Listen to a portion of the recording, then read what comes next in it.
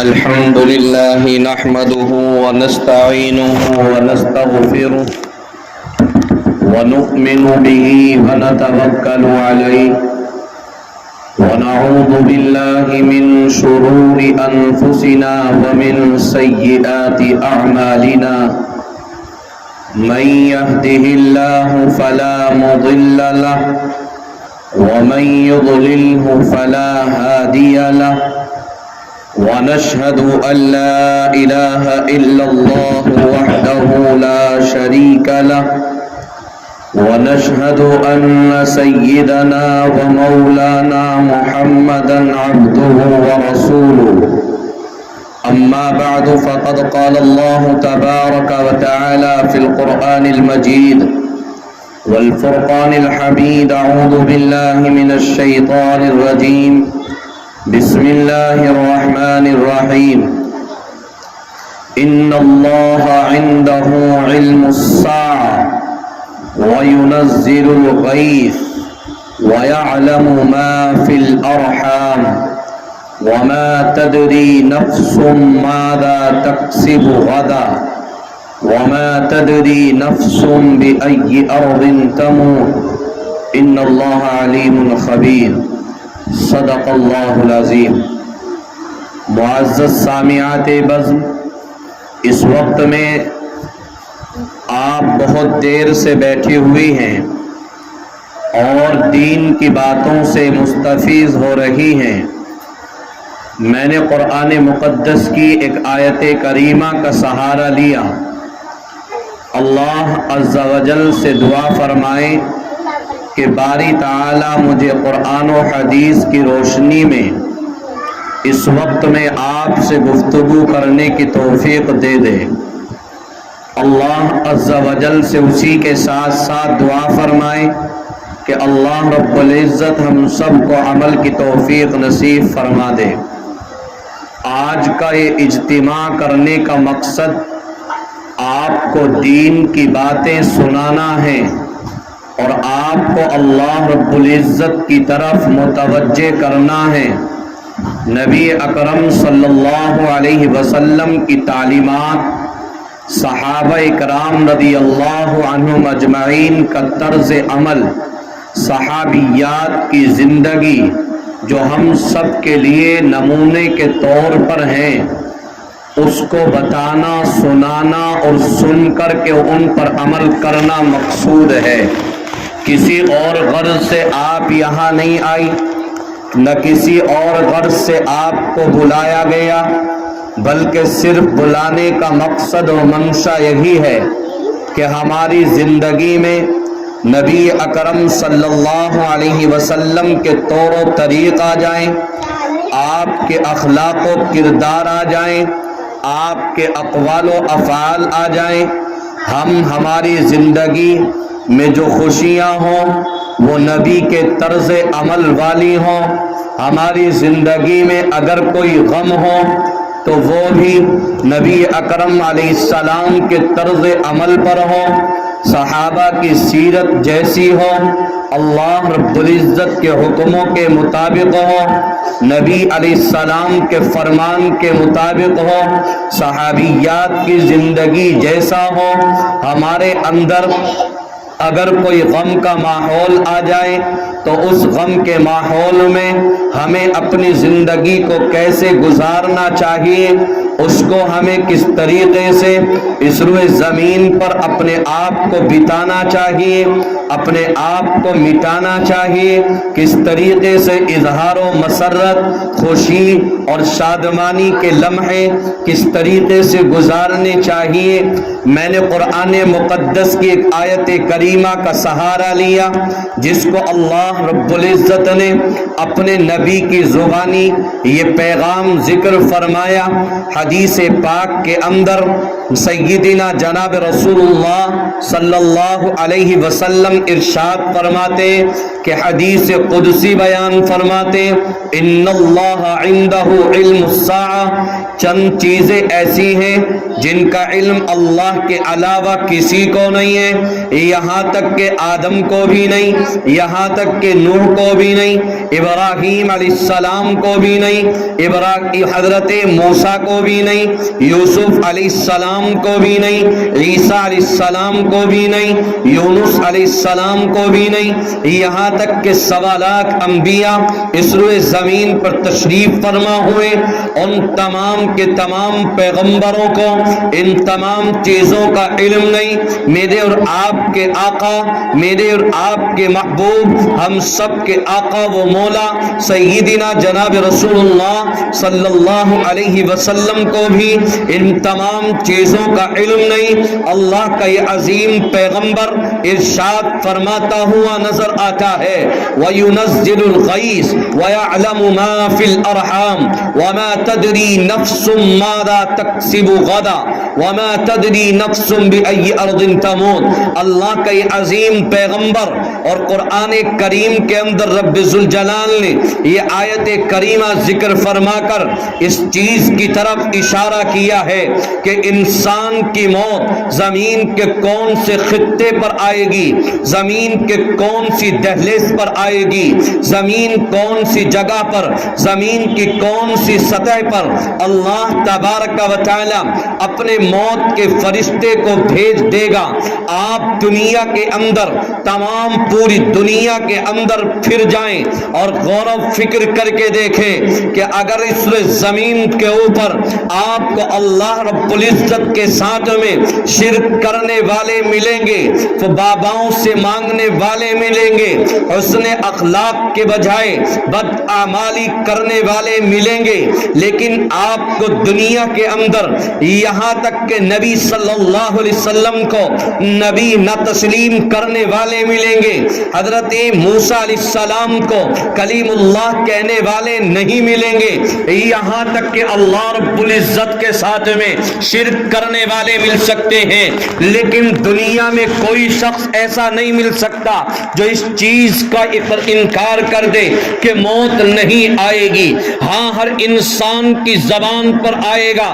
چاہے وہ چھوٹا ہو بڑا ہو، ایمان والا ہو غیر ایمان والا ہو، یہودی ہو نصرانی ہو مجوسی ہو، یہاں تک کہ دنیا کے اندر آنے کے بعد ہر انسان یہ کہتا ہوا نظر آتا ہے کہ موت کا آنا یقینی ہے، موت کا آنا طے ہے، لیکن رب ذوالجلال نے پیغام ذکر فرمایا جس زمین کا کون سا خطہ ہوگا، آپ دنیا کی تہ پر پہنچ جائیں اور دنیا کے اندر پھر جائیں، لیکن دنیا میں ایک شخص بھی ایسا نہیں ملے گا جو اس چیز کو کہہ دے کہ موت جب آئے گی، موت فلاں وقت میں آ کر کے رہے گی اور موت زمین کے فلاں خطے پر آ کر رہے گی۔ اللہ رب العزت نے ذکر فرمایا وَمَا تَدْرِي نَفْسٌ بِأَيِّ أَرْضٍ تَمُوتُ، زمین کا کون سا خطہ ہوگا، زمین کی کون سی دہلیز ہوگی، زمین کی کون سی سطح ہوگی۔ ان اللہ علیم خبیر، جہاں تمہارے لیے موت کا فرشتہ آ جائے گا، اس کو دنیا کے اندر نہ فرشتوں کی جماعت جانتی ہے اور نہ کوئی انسان جانتا ہے، بلکہ اللہ نے کہا یقیناً ان تمام چیزوں کا علم اللہ رب العزت ہی کو ہے۔ اسی لیے قرآن مقدس کی دوسری آیت کریمہ رب ذوالجلال نے ذکر فرمائی اینما تکونوا یدرککم الموت ولو کنتم فی بروج مشیدہ۔ رب ذوالجلال نے اس آیت کریمہ کے اندر ذکر فرمایا وہ لوگ کان کھول کر کے سنیں جو زمین کے اوپر پھر رہے ہیں، اللہ رب العزت کی نافرمانی کرنے والے، اللہ رب العزت کے ساتھ میں شرک کا معاملہ کرنے والے۔ اللہ نے بیان فرمایا زمین جب تمہارے اس روئے زمین پر سانس لینا بند ہو جائے گا، اور اس روئے زمین کے اوپر جب موت کا فرشتہ آ جائے گا تو نہ تمہارا ایک قدم آگے کو چلے گا، نہ ایک قدم پیچھے کو چلے گا، نہ تمہیں ایک سیکنڈ کی مہلت دی جائے گی، بلکہ رب ذوالجلال نے کہا کہ دنیا کے اندر تم کہیں بھی ہو، 7 تالوں کے اندر بند ہو جاؤ، قلعوں کے اندر چلے جاؤ، اگر موت تمہارے مقدر میں کر دی جائے گی تو پھر کوئی دنیا کی کوئی طاقت ایسی نہیں ہے جو تمہیں اس موت سے نجات دے سکے۔ میں آپ کو اسی توسط سے چند پیغامات دینا چاہتا ہوں۔ میری ماں اور بہنوں، ذرا غور کرو اپنی زندگیوں میں، غور کرو اپنے بچوں کی زندگیوں میں، غور کرو اپنے معاشرے کے اندر نوجوان بچیوں میں، غور کرو اپنے ماں اور باپوں کی شکلوں میں، غور کرو اپنے بھائی اور بہنوں کی شکلوں میں، غور کرو دنیا کے اندر ہر انسان کی شکل میں، کہ انسان اس زمین کے اوپر رہ کر آج عیاری اور مکاری میں ہے، فحاشی اور بدکاری میں ہے۔ آج دنیا کے اندر آنے کے بعد ہم موت کو بھول چکے ہیں، اور یوں ذکر فرمایا میرے اور آپ کے نبی سیدنا جناب رسول اللہ صلی اللہ علیہ وسلم نے کہ جب ایک کوئی تمہارا باپ، تمہارا بھائی، تمہاری بہن، تمہارے خالہ، تمہاری نانی یا نانا اگر اس زمین سے اور اس زمین کے خطے سے چلی جائے اور موت اس کے اوپر واقع ہو جائے تو اب تمہاری ذمہ داری یہ ہے کہ تم ان کے لیے ایصال ثواب کرو، تمہاری ذمہ داری یہ ہے ان کے لیے قرآن کی تلاوت کر کے ان کو بخشو، تمہاری ذمہ داری ہے کہ تم ان کے لیے ذکر و اذکار کرو، تمہاری زندگی میں ان کے اندر انہوں نے خوشیاں بھری ہیں اس لیے ان کا تمہارے اوپر احسان ہے، اور تمہاری زندگی کے اندر اس چیز کو کے اندر غور و فکر کرو کہ آج معاشرے کے اندر اگر باپ اس دنیا سے رخصت ہو جائے تو بیٹے کو کوئی پرواہ نہیں ہے، بیٹی کو کوئی پرواہ نہیں ہے۔ آج ہمارا باپ اس دنیا سے چلا گیا ہے، آج ہماری ماں اس خطے سے چلی گئی ہے، اس زمین سے چلی گئی ہے، فنا ہونے والی چیزوں سے ہم سے رخصت ہو کر کے چلی گئی ہے۔ یاد رکھو اللہ کا عظیم پیغمبر ارشاد فرماتا ہے یہ سوگ منانا یہ 3 دن تک کے لیے جائز ہے، غیر انسان کے لیے باپ کے لیے 3 دن تک سوگ منانا جائز ہے، اس کے بعد اگر سوگ منایا جائے گا تو وہ اب نوعوں کی شکل میں نہیں ہوگا بل اس کو اٹھا کر اس کو لگا دو، چارجنگ کو لگا دو، چارجنگ کو لگا دو اس کو۔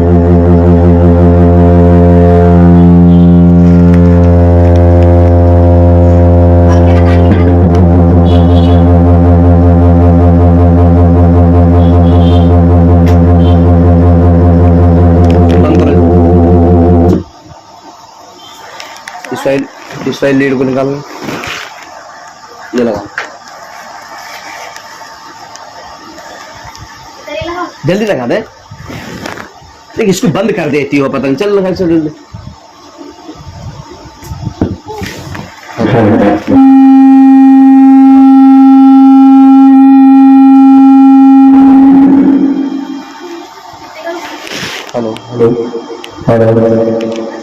اور کرو نا تیز، اور کرو بس اڑ جاتا ہوں۔ اس لیے آقا علیہ الصلوۃ والسلام نے ذکر فرمایا کہ تمہارے لیے سوگ منانا تو جائز ہوگا، لیکن سوگ منانا کتنے دنوں تک ہوگا؟ اگر کوئی باپ یا بیٹا ہے یا کوئی ہمارے رشتے دار میں سے ہے تو تمہاری زندگی کے لیے آقا علیہ السلام نے ذکر فرمایا کہ وہ تمہارے لیے 3 دن تک سوگ منایا جا سکتا ہے، اس سے آگے سوگ منانا جائز نہیں۔ لیکن ایک ایسی چیز آقا علیہ الصلوۃ والسلام نے ہمیں دی ہے، معاشرے کے اندر تمام کے تمام انسانوں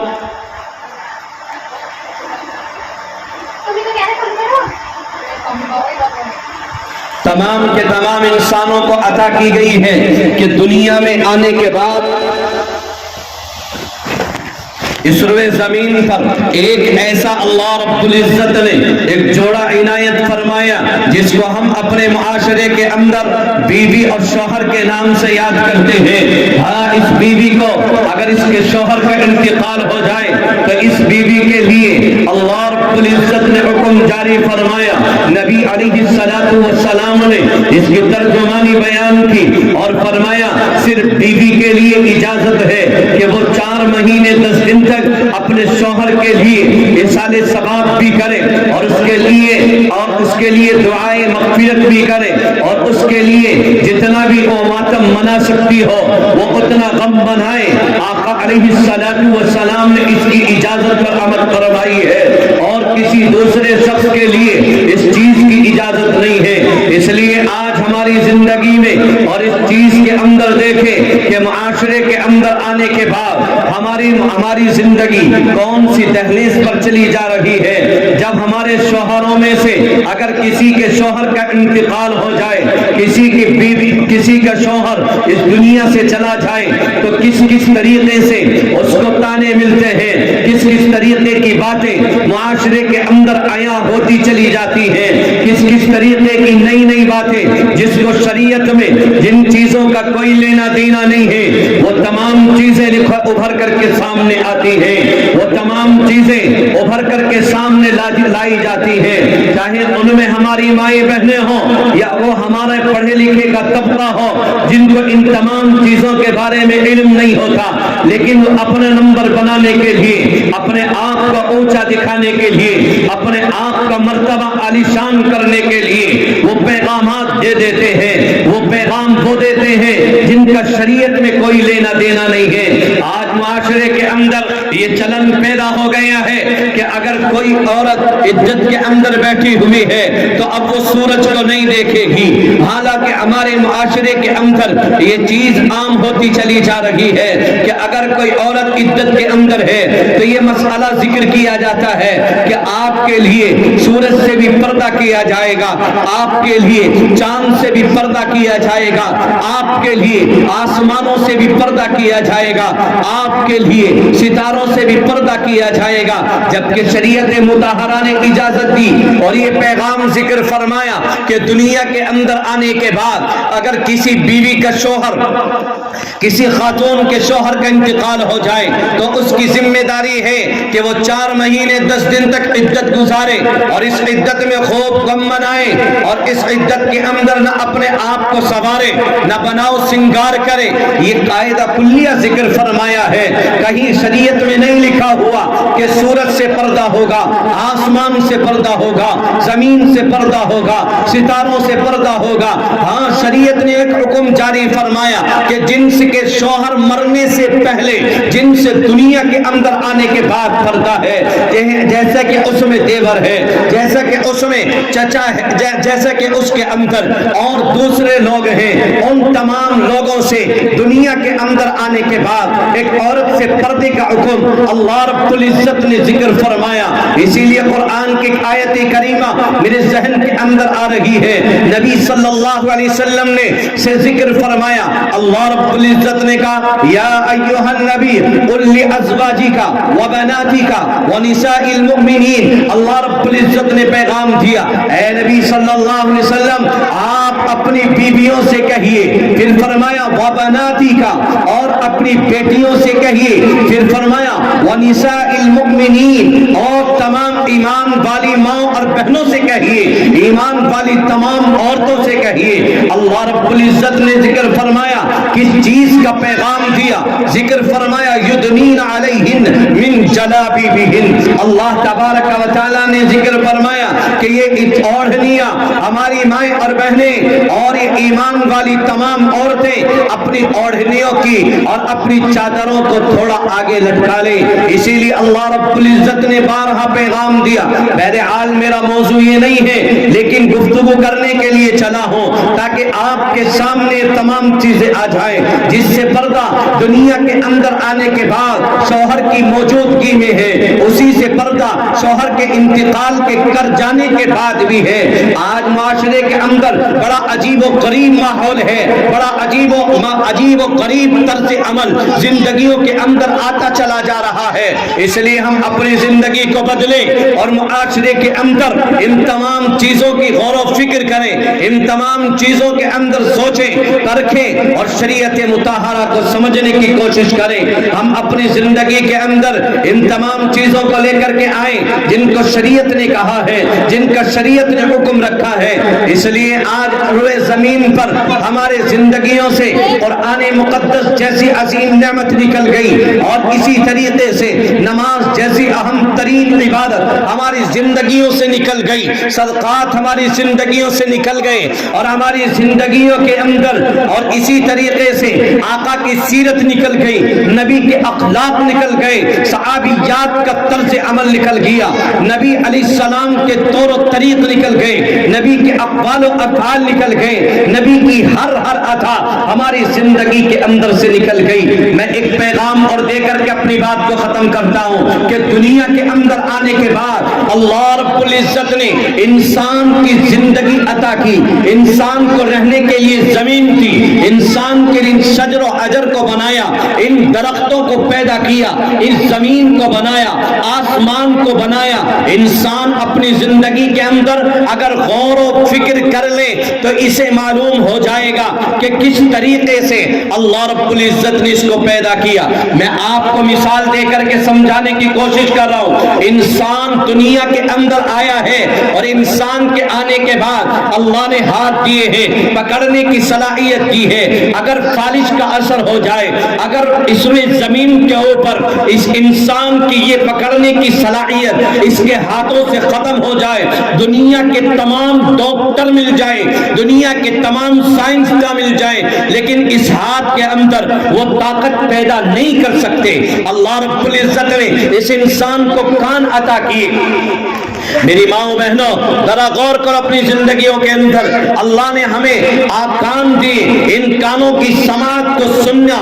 ان کانوں کا سننے کی تقویت دی ہے. اللہ رب العزت کا ہم پر احسان ہے, اس کا فضل ہے کہ اس نے ہم لوگوں کو اور ہماری ماؤں بہنوں کو, تمام انسانوں کو کان جیسی عظیم نعمت عطا فرمائی ہے. اس لیے ہم غور کریں کہ کتنی بڑی نعمت ہے کہ اس انسان سے معلوم کرو جس کو اللہ نے کان تو دیے لیکن سننے کی صلاحیت نہیں دی, سننے کی طاقت عطا نہیں کی ہے. اس لیے اللہ رب العزت نے ذکر فرمایا کہ اگر تم میری تمام کی تمام نعمتوں کو دیکھو گے تو شمار نہیں کر سکتے. یہ اللہ رب العزت کا ہم پر فضل ہے, اس کا رب کی رحمت ہے, اس کا ہم پر انعام ہے, اس کا ہم پر اکرام ہے. اس لیے ہم اپنی زندگیوں کے اندر دیکھیں, اللہ رب العزت نے ہمیں چلنے کی صلاحیت دی ہے, پیر ہمیں دیے. اگر یہی پیر ہمارے اوپاس جو ہے, یہ اسی پیر کے اندر اپاہج بنا آ جائے تو یہ انسان چل نہیں سکتا,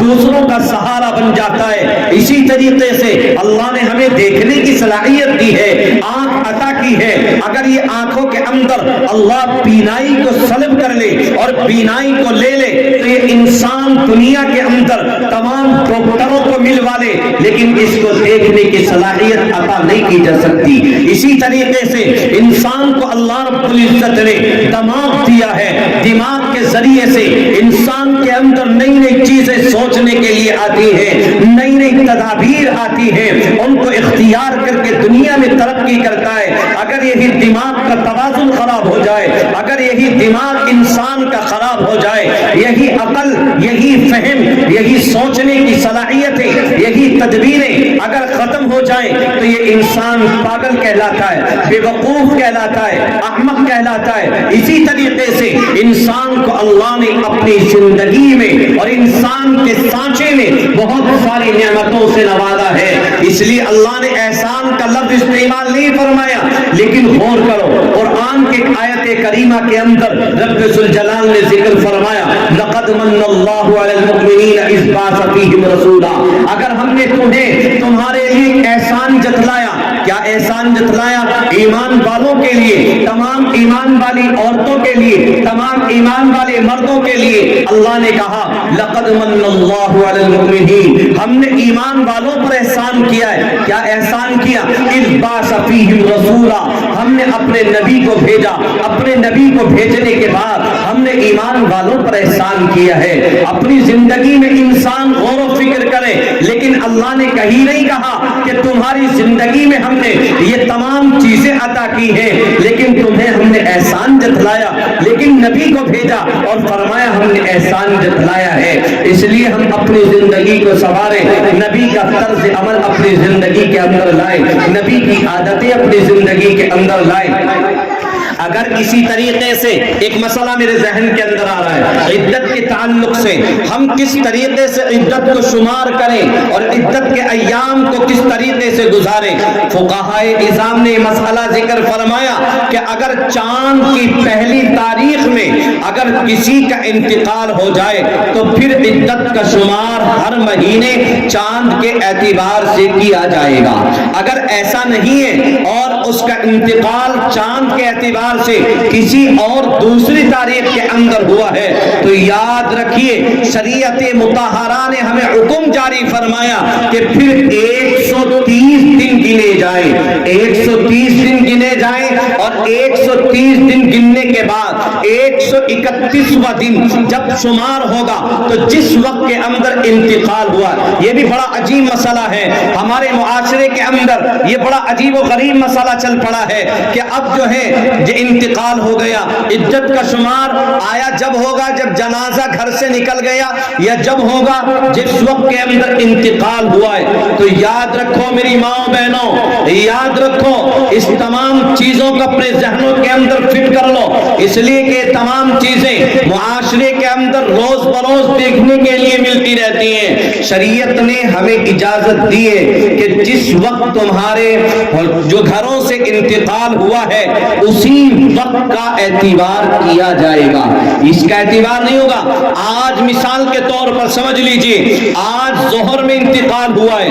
عشاء میں تدفین ہوگی یا کل فجر میں تدفین ہوگی تو کل کا اعتبار نہیں ہوگا، آج ظہر کا اعتبار ہوگا، اس لیے کہ آج ظہر میں انتقال ہوا ہے۔ اس لیے 130 دن جو گنے جائیں گے یہ آج سے گنے جائیں گے نہ کہ کل سے گنے جائیں گے۔ یاد رکھیے بڑا بے باکی کے ساتھ میں اور سمجھانے کی کوشش کر رہا ہوں، اسی طریقے سے 130 دن پورے گنے جائیں گے اور جب یہ 131ویں دن جس وقت میں انتقال ہوا ہے یہ عدت کرنے والی ہماری ماں، ہماری بہن، ہماری بیٹی اور یہ ہمارے اسلام کی شہزادی جس وقت کے اندر جس کے شوہر کا انتقال ہوا ہے 131ویں دن اسی وقت میں اٹھ لیا جائے گا۔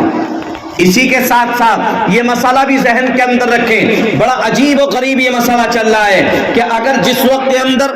جو عدت سے فارغ ہوا جاتا ہے تو اس کے بعد ہم اپنے گھروں کے اندر دیگوں کو منواتے ہیں، رشتہ داروں کو بلواتے ہیں، دوست احباب آتے ہیں، کس لیے آ رہے ہیں بھائی؟ آج عدت پوری ہو رہی ہے۔ اس کا شریعت میں کوئی ثبوت نہیں ہے اور اس کا شریعت میں کوئی لینا دینا نہیں ہے، یہ تو آپ کی اپنی مرضی ہے۔ آپ اپنے رشتہ داروں کو جب چاہیں جب کھلوائیں، جب چاہیں ان کی مہمان نوازی کریں، جب چاہیں ان کو اپنے گھر پر بلائیں، جب چاہیں ان کا استقبال کریں، جب چاہیں ان کے لیے خوش آمدید کہیں، یہ شریعت کا اس کے اندر کوئی دخل اندازی نہیں ہے۔ اسی طریقے سے ایک مسئلہ یہ بڑا عجیب و غریب چل رہا ہے کہ جو ہماری مائیں بہنیں اس چیز کے اندر ملبس اور مبتلا ہیں کہ اگر جس طریقے سے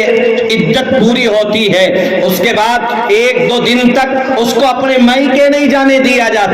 کیوں؟ اس لیے کہ کہا جاتا ہے کہ ایک دم آج تو عدت پوری ہوئی ہے اور فوراً تم اپنے مائکے جا رہے ہو، یہ شریعت میں آپ کو اس چیز کی اجازت ہے۔ آپ کی عدت مکمل ہو چکی، اب آپ کی مرضی ہے، جہاں آپ جانا چاہیں چلی جائیں، جہاں آپ کے لیے رہنے میں سہولت ہے، اپنی رشتہ داری میں جانا چاہیں اپنی رشتہ داری میں چلے جائیں، اپنے مائکے جانا چاہتے ہیں اپنے مائکے چلے جائیں، اپنے کسی رشتہ دار کے یہاں پر جانا چاہتی ہیں اپنے رشتہ داروں کے یہاں چلی جائیں۔ الغرض کہیں بھی جایا جا سکتا ہے، لیکن یہ کوئی پابندی نہیں ہے کہ آج آپ نہیں جائیں گی۔ یہ بڑا عجیب و غریب مسئلہ چل رہا ہے، اس لیے اپنے معاشرے کے اندر سے ان تمام چیزوں کو ختم کیا جائے۔ اللہ عز و جل مجھے بھی آپ کو بھی کہنے سننے سے زیادہ عمل کی توفیق عطا کر دے۔ وآخر دعوانا الحمدللہ رب العالمین۔